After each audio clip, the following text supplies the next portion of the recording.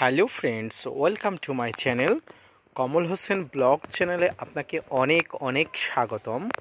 দেশ এবং দেশের বাইরে থেকে যারা আজকে আমার ভিডিওটি কন্টিনিউ করেছেন প্রত্যেককে কমল হোসেন ব্লগ চ্যানেলে স্বাগতম। তো ফ্রেন্ডস, আজকে আমি আলোচনা করব বর্ষায় অর্থাৎ এই মার্চ মাসে যে বর্ষার প্রাক মুহূর্তে এই সময় আপনার ড্রাগন গাছের পরিচর্যা কীভাবে করবেন, কিভাবে পরিচর্যা করলে এই যে বর্ষা আসছে এই বর্ষার সময় আপনার ড্রাগন গাছে প্রচুর পরিমাণ ফল পেতে পারেন এবং প্রচুর পরিমাণ এখান থেকে আপনি লাভবান হতে পারেন। তো সম্পূর্ণ ভিডিও জুড়ে থাকছে পুঙ্খানুপুঙ্খ তথ্য। ভিডিওটি না স্কিপ করে কন্টিনিউ করবেন, তাহলে ছাদ বাগানে ড্রাগন গাছের পরিচর্যা সম্পর্কিত সম্পূর্ণ তথ্য এবং আপনার মনে থাকা সমস্ত প্রশ্নের উত্তর আজকে এক ভিডিও থেকে জানতে পারবেন। তো আপনারা দেখছেন আপনাদের প্রিয় ইউটিউব চ্যানেল কমল হোসেন ব্লগ। তো ফ্রেন্ডস, ড্রাগন ছাদ বাগানের একটি অন্যতম জনপ্রিয় পুষ্টিকর একটি ফল, যেটির বর্তমানে আকাশচুম্বী একটি চাহিদা। ছাদ বাগানে বলুন আর বাণিজ্যিকভাবে বলুন, এই ড্রাগন গাছের প্রচুর পরিমাণ চাষ হচ্ছে ভারত, বাংলাদেশ সহ পৃথিবীর নানা দেশে। এই ড্রাগন গাছে যে প্রচুর পরিমাণ পুষ্টিগুণ আছে, অর্থাৎ ড্রাগনে প্রচুর পরিমাণ যে পুষ্টিগুণ আছে এবং ঔষধি গুণ আছে, তা ডাক্তারবাবুরাও মেনে নেন। তাই ড্রাগনের চাহিদা বর্তমানে আকাশচুম্বী হয়ে যাচ্ছে এবং এটি বর্তমানে ছাদ বাগানিরাও খুব সুন্দরভাবে চাষ করছেন।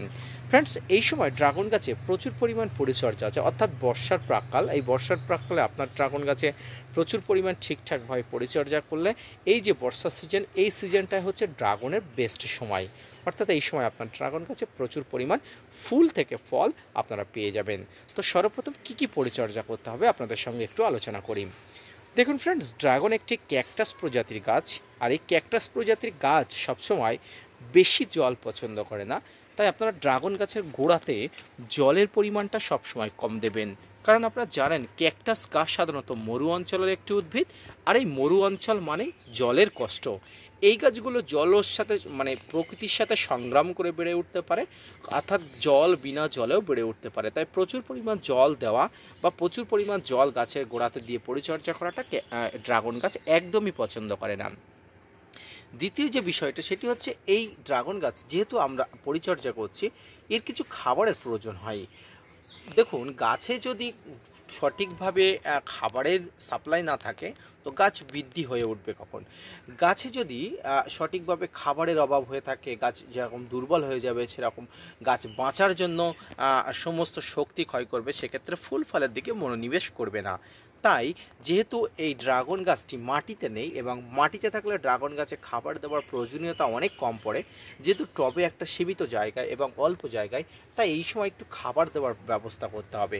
তবে এই সময় খাবারের মধ্যে আপনারা সবসময় কিছু তরল জাতীয় খাবার দেওয়ার ব্যবস্থা করবেন। এই তরল খাবারের মধ্যে যেটা সবসময় দেবেন সেটি হচ্ছে সরিষার খোল পচা জল, যেটি গাছের সুপারফুড হিসাবে বর্ণনা করা হয়। অর্থাৎ ড্রাগন গাছ থেকে সমস্ত গাছ, ছাদ বাগানের সমস্ত গাছে এই সরিষার খোল ভেজানো জলকে সুপারফুড বলে আখ্যা দিয়েছেন উদ্ভিদ বিজ্ঞানীরা। ফ্রেন্ডস, এই ড্রাগন গাছে যদি আপনারা কোনো কিছু না দিয়ে সরিষার খোল পচানো জল 1 মাস অন্তর অন্তর বা 15 দিন অন্তর 2 দিন দিতে থাকেন, 2 বার দিতে থাকেন, তাহলে আপনাকে আর কোনো কিছু দিতে হবে না। এর পাশাপাশি ড্রাগন গাছে রোগাক্রান্ত কোনো ডাল দেখা যায় না, পোকামাকড়ের আক্রমণ তো দেখাই যায় না। তবু মাঝে মাঝে আপনার সুবিধার্থে আপনি কিছু ফাঙ্গিসাইড ব্যবহার করবেন, কারণ ফাঙ্গাসের আক্রমণ না হলেও আপনাকে গাছ প্রোটেক্ট রাখার দায়িত্ব আপনার। তাই আপনি আগে ভাগে অ্যাডভান্স দায়িত্ব অবশ্যই নিয়ে রেখে দেবেন। তাই ফাঙ্গাস কিছু কিছু সময় লাগতেও পারে, আর তার জন্য আপনাকে অ্যাডভান্স ব্যবস্থা নিতে হবে। আর ফাঙ্গিসাইড হিসেবে আপনার কাছে যেটাই থাকবে, সাপ, ব্যাবিস্টিন, রেডোবিন গোল্ড, ম্যানসাপ, M45, আপনার কাছে যেটা থাকুক না কেন, ব্লাইটক্স যা থাকুক না কেন, আপনি 1 লিটার জলে 2 গ্রাম নিয়ে আপনারা অবশ্যই দিতে পারেন। এর পাশাপাশি আপনাকে আর কোনো কীটনাশক দেওয়ার প্রয়োজন নেই, তবে মাসে একবার করে দেওয়ার প্রয়োজন না হলেও আপনি একবার যে কোনো ধরনের কীটনাশক একবার দেবেন, তাতে খুব ভালো থাকবেন। কীটনাশকের মধ্যে আপনি যেটি দিতে পারেন রোগো প্লাস টাপগড়। আপনার কাছে যে ধরনের কীটনাশক থাকবে, ইমিডাক্লোপিড গ্রুপের আলফামেটিন 10% ইসি কম্পোজিশনে, ডাইমাটের 30% কম্পোজিশনে, আপনার কাছে যে ধরনের কীটনাশক থাকবে অল্প মাত্রায় নিয়ে আপনি অবশ্যই ড্রাগন গাছের গোড়াতে ড্রাগন গাছে স্প্রে করে দেবেন। গোড়াতে না দেওয়াই ভালো, কারণ এই স্প্রে ফর্মগুলো সবসময় গাছের পাতায় দিতে হয়। এরপরে যে জিনিসটা আপনাকে করতে হবে, এই সময় গাছে একবার বোরন এবং একবার এসওপি অর্থাৎ বোরন এবং এসওপি একসঙ্গে মিক্স করে 1 গ্রাম করে 1 লিটার জলে নিয়ে একসঙ্গে মিক্স করে নিয়ে দিয়ে দেবেন।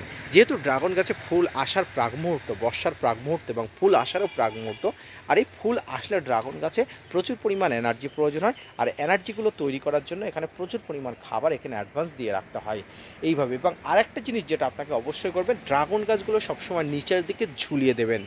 নিচের দিকে না ঝুলে দিলে কোনোভাবেই আপনার গাছে কিন্তু ফুল আসা সম্ভব নয়। তাই আপনারা যত সম্ভব ড্রাগন গাছগুলোকে নিচের দিকে ঝুলে দেবেন, খুব তাড়াতাড়ি ফুল আসবে। ড্রাগন গাছের পরিচর্যা সম্পর্কিত আজকের এই ভিডিওটি যদি ভালো লেগে থাকে অবশ্যই লাইক, কমেন্ট, শেয়ার এবং সাবস্ক্রাইব করবেন। পাশাপাশি কমল হোসেন ব্লগ চ্যানেলটি সাপোর্ট করবেন। আপনাদের জন্য প্রতিনিয়ত ভিডিও বানাই। আপনারা যদি মোটিভেট করেন, ভিডিও বানাতে আগ্রহী এবং নতুন নতুন ভিডিও বানাতে উৎসাহী হই। দেখা হচ্ছে পরবর্তী কোনো ভিডিও নিয়ে, ততক্ষণ সঙ্গে থাকবেন। ধন্যবাদ।